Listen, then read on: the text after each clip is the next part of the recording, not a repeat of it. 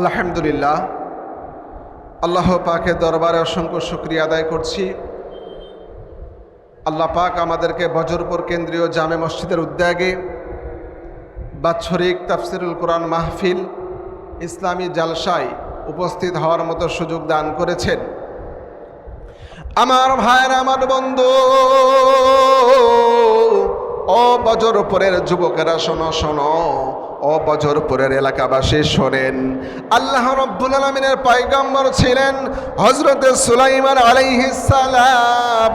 তিনি কিন্তু সারা পৃথিবীকে লালন পালন করেছেন, সারা পৃথিবীর বিচার ব্যবস্থা চালু পরিচালনা করেছেন। সারা পৃথিবী সুলাইমান আলাইহিস সালাতু ওয়াস সালাম সারা পৃথিবীর শাসন করেছেন। এমন একজন নবীকে রব্বুল আলামিন যখন মৃত্যু দিলেন, দেখেন চিন্তা করে, কিতাবের মধ্যে এসেছে সুলাইমান আলাইহিস সালাতু ওয়াস সালাম যখন মৃত্যুবরণ করলেন, নবী কিন্তু বসার মতো সুযোগ পান নাই। কথা বলেন ঠিক কিনা? সুলাইমান নবী মৃত্যুবরণ করেছে দাঁড়ানো অবস্থায়। আল্লাহ পাক তার ওখানেই হুকুম দিয়েছেন, আজরাইল, আমার পেয়ারা নবী সুলাইমান সারা পৃথিবীর রাজত্ব করেছে। ওই সুলাইমান নবীর মৃত্যুর সময় আমি আল্লাহ নির্ধারণ করেছি, ও দাঁড়ানো অবস্থায় আছে, লাঠিতে ভর করে থাকা অবস্থায় তার জানটাকে তুমি আজরাইল কবজ করে নাও। চিল্লা বলেন আল্লাহু আকবার। আমার ভাইয়েরা, আমার বন্ধুগণ, পৃথিবীর জমিনে দুইজন বাদশাহ, দুইজন ব্যক্তি সারা পৃথিবীর শাসন আমল পরিচালনা করেছেন। সারা পৃথিবী তারা শাসন করেছেন। এদের মধ্যে একজন হলো হযরতে সুলাইমান নবী, আর আরেকজন হলেন হযরতে জিলকারনাইন আলাইহিস সালাম। আল্লাহ রাব্বুল আলামিন এই জিলকারনাইন বাদশার ঘটনা কথাগুলোকে সূরাতুল কাহাফের মধ্যে বর্ণনা দিয়েছেন। তিনি সারা পৃথিবী পরিচালনা করেছেন, সারা পৃথিবীর শাসন ব্যবস্থা তার হাতেই ছিল। তার মনের ইচ্ছা জাগলো, এই দুনিয়া যেহেতু আমি নিজে শাসন করি, নিজে দুনিয়ার শাসন ব্যবস্থা পরিচালনা করি, আমি দুনিয়ার একজন বাদশাহ, আমার ইচ্ছা জেগেছে আমি যেন সারা জীবন দুনিয়ার মধ্যে বেঁচে থাকি, মৃত্যুবরণ না করি। সুলাইমান আলাইহিস সালাতু ওয়াস সালাম যেমন মৃত্যুবরণ করেছেন, ইব্রাহিম আলাইহিস সালাম তিনিও আল্লাহ রাব্বুল আলামিনের পয়গম্বর ছিলেন, তিনিও কিন্তু মৃত্যুবরণ করেছেন। হযরতে জিলকারনাইন বাদশাহ জিলকারনাইন আলাইহিস সালাম তিনি কাবা চত্বরে রব্বুল আলামিনের কাছে দোয়া করলেন, ও রব্বুল আলামিন, আমি দুনিয়ার জমিনে থেকে যেতে চাই, মৃত্যুবরণ করতে চাই না। তুমি আমারে আবে হায়াতের পানি পান করাও, তাহলে আমি দুনিয়াতে চিরস্থায়ী থেকে যেতে পারবো। ইব্রাহিম আলাইহিস সালাতু ওয়াস সালাম হযরতে জিলকারনাইনের দুয়ার কথাটা শুনে ফেললেন। এরপরে তিনি বললেন, ও বাদশাহ জিলকারনাইন, তুমি তো ভেবেছ দুনিয়ার জমিনে চিরস্থায়ী হয়ে বেঁচে থাকবা, আবে হায়াতের পানি পান করবা। তোমার জন্য আবে হায়াতের পানি এতটাই সহজ হবে না। আমি তোমার একজন সফর সঙ্গী দান করতেছি। ওই সফর সঙ্গীর সাথে তুমি সারা দুনিয়া ঘুরে বেড়াও, যেখানে তুমি আবে হায়াতের পানিটা পাইবা, ওই জায়গা থেকে আবে হায়াতের পানি পান করলে তুমি চিরস্থায়ী জীবনের মধ্যে থাকতে পারবা, দুনিয়াতে থাকতে পারবা। হযরতে জিলকারনাইন তার সফর সঙ্গী নিয়ে আবে হায়াতের পানি খোঁজা শুরু করলেন। এক পর্যায়ে তিনি দেখতে পাইলেন আবে হায়াতের পানির সন্ধান পাওয়ার স্থানের মধ্যে চলে গেলেন। বিভিন্ন কারণে কিতাবের মধ্যে এসেছে সফর সঙ্গী আবে হায়াতের পানি পান করার সুযোগ পাইলেন, দুর্ঘটনাক্রমে হযরতে জিলকারনাইন আবে হায়াতের পানিটাকে পান করার মতো সুযোগ পাইলেন না। এবার আবে হায়াতের পানি না পান করার কারণে দিন দিন যেতে যেতে তার মৃত্যুর সময় কাছে চলে আসলো। মৃত্যুর সময় কাছে আসার পরে তিনি তার ছেলে মেয়ে সন্তানদেরকে ডাকলেন, বললেন, ও আমার সন্তানেরা রে, এই সারা পৃথিবী আমি জিলকারনাইন রাজত্ব চালিয়েছি। আমার হায়াতের জিন্দেগির মধ্যে আমার সকল সম্পদের মালিক তোমরা হয়তোবা আমি মৃত্যুর পরে হয়ে যাইবা। আমি মৃত্যুর পরে তোমরা এই সম্পদগুলোকে নিজেরা বন্টন করে নেবা। তবে আমার মৃত্যুর পরে দুনিয়ার মানুষদেরকে শিক্ষা দেওয়ার জন্য তোমাদেরকে একটা ওসিয়ত করলাম।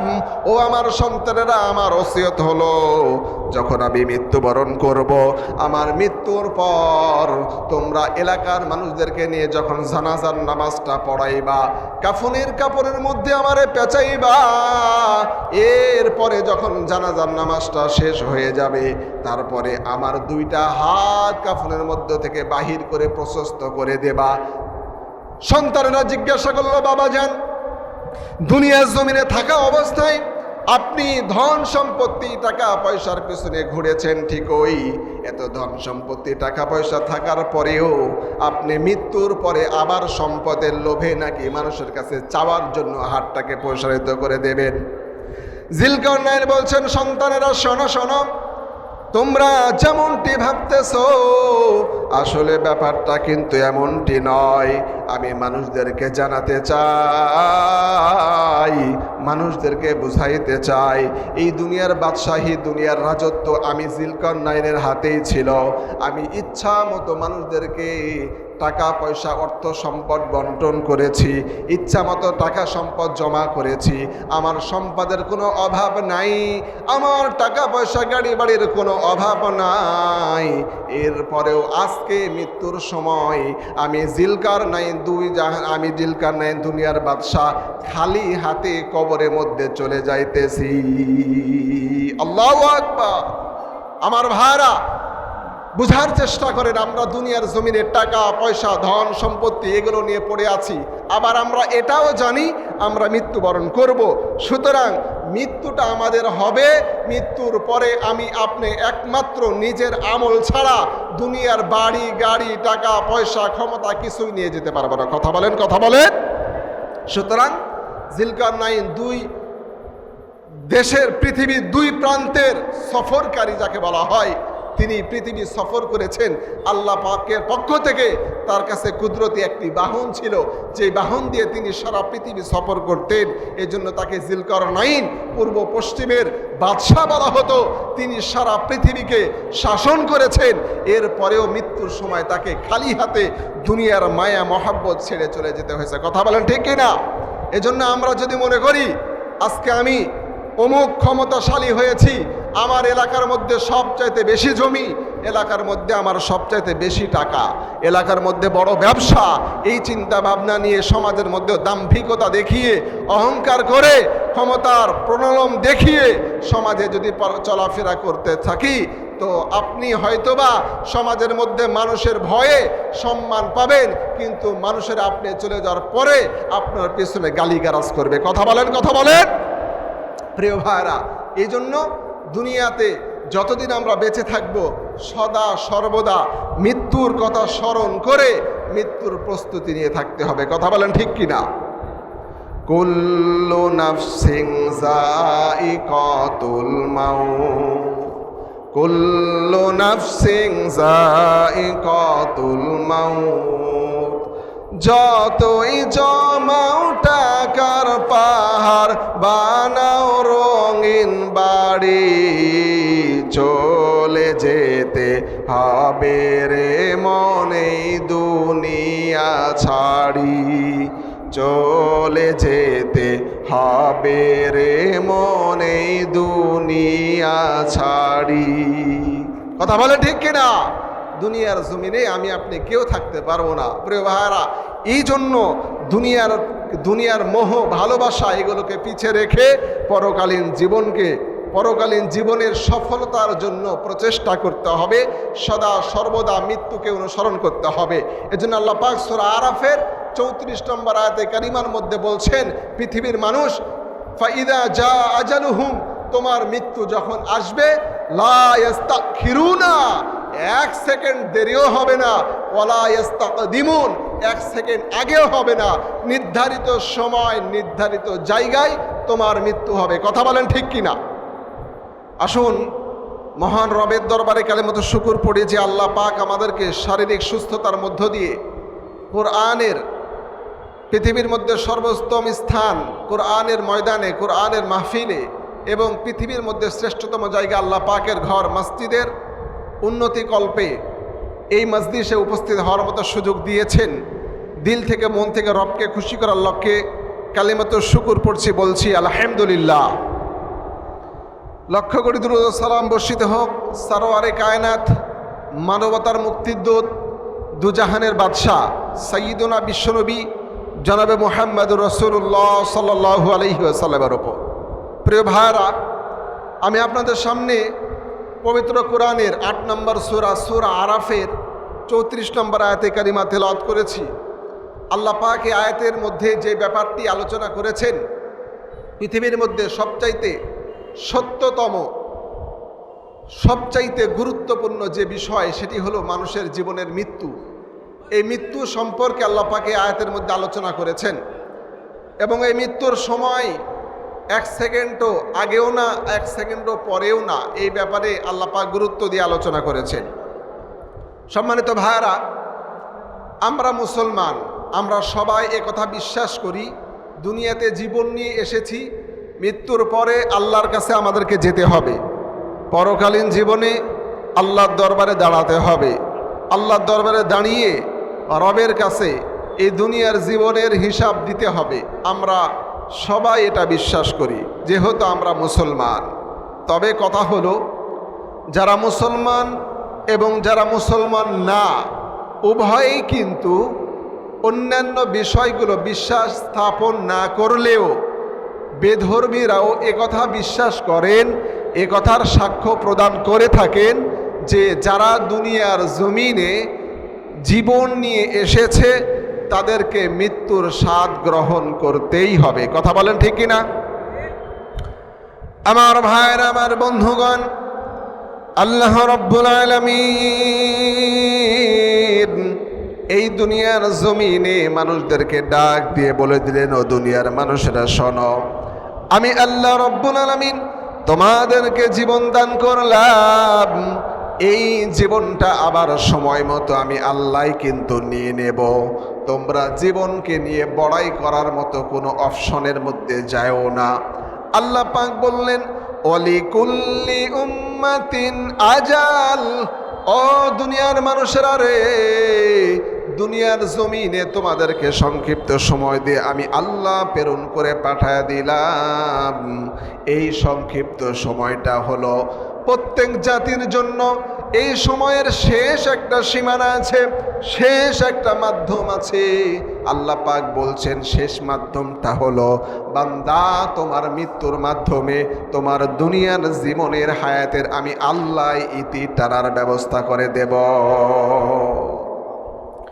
আল্লাহ পাক বলছেন, বান্দা শোনো, فَإِذَا جَاءَ أَجَلُهُمْ لَا يَسْتَأْخِرُونَ سَاعَةً وَلَا يَسْتَقْدِمُونَ। আল্লাহ রাব্বুল আমিন বললেন, বান্দা শোনো, কত গুরুত্বপূর্ণ কথা। فَإِذَا جَاءَ أَجَلُهُمْ, বান্দা যখন তোমার মৃত্যুর সময় চলে আসবে, ওই মৃত্যুর সময়টা এমন একটা নির্ধারিত সময়, লা ইস্তাখিরুনা, 1 সেকেন্ডও আগে নয়, লা ইস্তাখিরুনা, 1 সেকেন্ডও পরে নয়, আবার ওয়ালা ইস্তাকদিমুন। বান্দা খেয়াল করে মনে রাখা দিও, 1 সেকেন্ডও আগে এবং পরে তোমার মৃত্যু হবে না।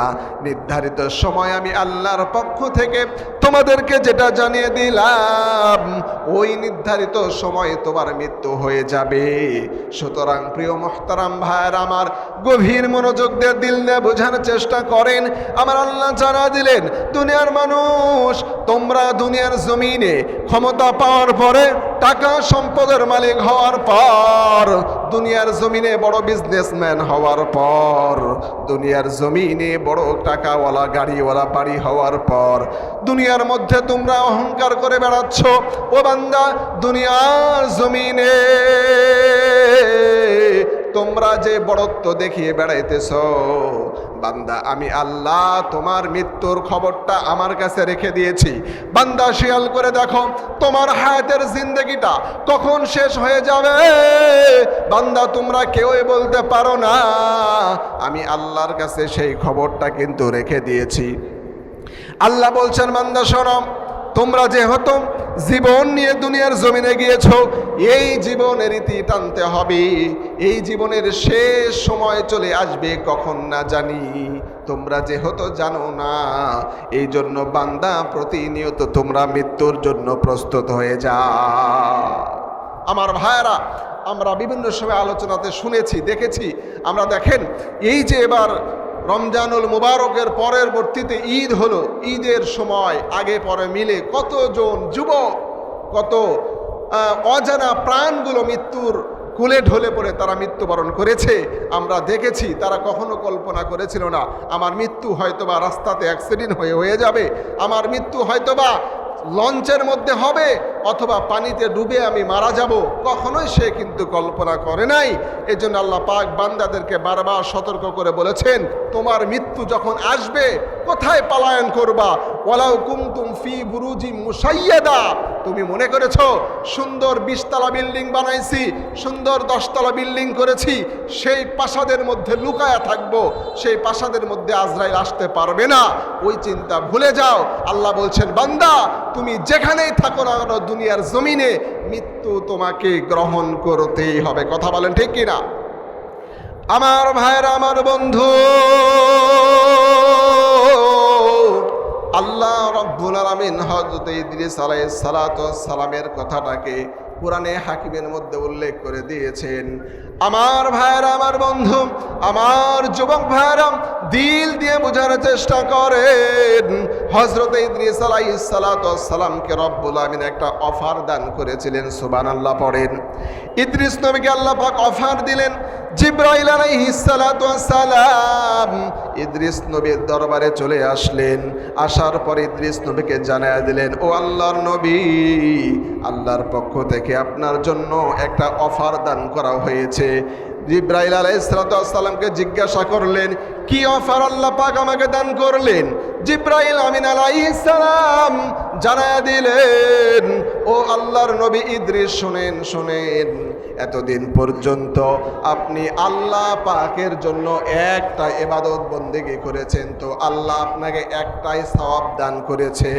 রব্বুল আমিন আজকে আপনাকে অফার দান করলেন, আজ থেকে যদি আপনি একটা আমল করেন, একটা আমলের বিনিময়ে আল্লাহ পাক আপনাকে 2টা নেকি দান করবেন। সুবহানাল্লাহ পড়েন। এই সুবহানাল্লাহ বলেন। আল্লাহ রব্বুল আমিন জানালেন, বান্দা শোনো, মান জাআ বিল হাসানাতি ফালাহু আশরা আমসালিহা। পৃথিবীর মানুষেরা শোনো শোনো, আমি আল্লাহ আমার নবীর উম্মতের জন্য অফার দিয়ে দিলাম, আমার বান্দারা যদি একটা নেক আমল করতে পারে, আমি আমার বান্দাদেরকে একটা নেক আমলের বিনিময়ে 10টা সওয়াব তাদেরকে দান করে দেব। সুবহানাল্লাহ পড়বেন না? আল্লাহ পাক আমাদের জন্য একটা আমল করলে 10টা সওয়াবের ঘোষণা দিয়েছেন। আর ইদ্রিস আলাইহিস সালাতু ওয়াস সালামকে রব্বুল আমিন একটা নেকি করলে একটাই সওয়াব দিতেন। তবে জিবরাইল আমিন আলাইহিস সালাতু ওয়াস সালামের মাধ্যমে আল্লাহ পাক জানালেন, নবী আপনি যদি আজ থেকে একটা নেক আমল করেন, তো আল্লাহ পাক আপনাকে 2টা সওয়াব দান করবে। সুবহানাল্লাহ পড়েন। আমার ভাইরা, আমার বন্ধুগণ, ইদ্রিস আলাইহিস সালাতু ওয়াস সালাম আল্লাহর দরবারে জানার জন্য বললেন, ওগো রব্বুল আলামিন, এতদিন পর্যন্ত একটা আমল করেছি, একটা সওয়াব দান করেছেন, কিন্তু আজকে থেকে নিয়ে একটা আমল করলে 2টা সওয়াব দান করবেন, এটা বড় আমার জন্য সৌভাগ্যের ব্যাপার। সুতরাং ভাই জিবরাইল, আমি জানতে চাই আমার আল্লাহ রব্বুল আলামিন এই দুনিয়ার জমিনে আর কতদিন হায়াত দান করেছেন, আমার আর কতদিন জীবন দুনিয়ার জমিনে আছে। কারণটা হলো, আমি যদি আমার হায়াতের সীমানা জেনে নেই, তাহলে রব্বুল আমিনের দরবারে আমি বেশি বেশি ইবাদত বন্দেগী করতে পারবো।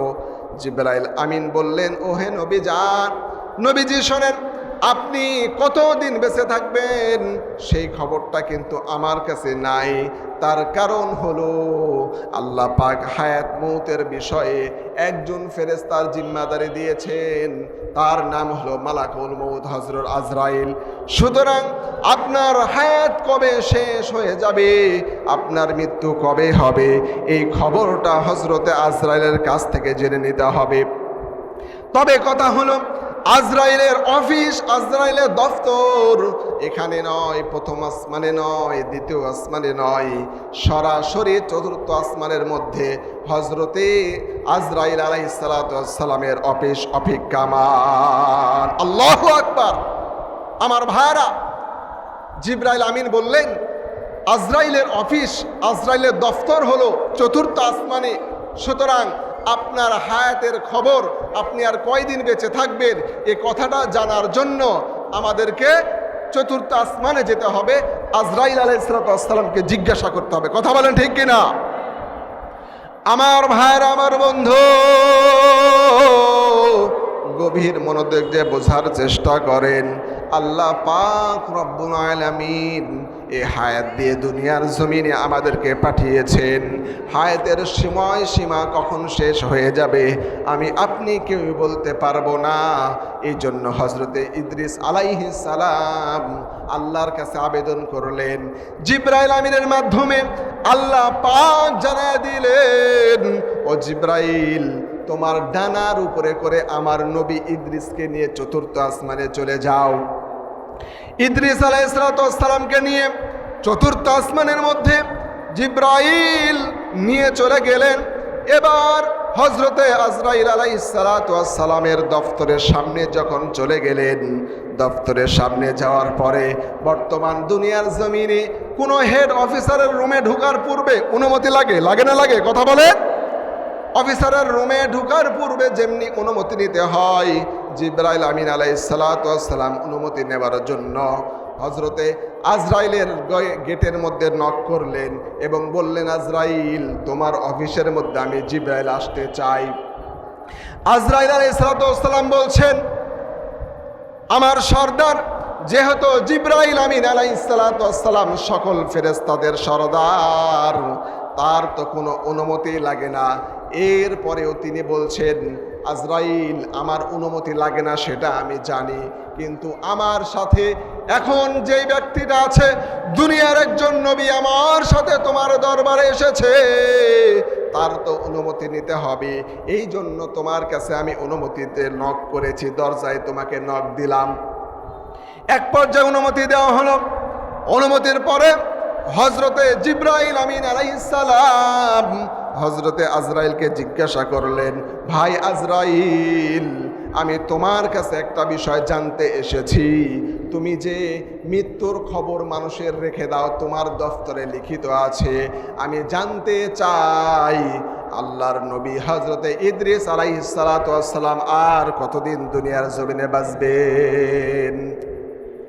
আমার ভাইরা, আমার বন্ধুগণ, জিবরাইল আমিন আলাইহিস সালামের এই প্রশ্ন শুনে হজরতে আজরাইল আশ্চর্য হয়ে গেলেন। আল্লাহু আকবার। হজরতে আজরাইল আশ্চর্য হয়ে গেলেন। তিনি বলতেছেন, ও জিবরাইল, শোনেন, আমি আজ সকাল থেকে এখন পর্যন্ত একটা বিষয় নিয়ে পেরেশানির মধ্যে ছিলাম।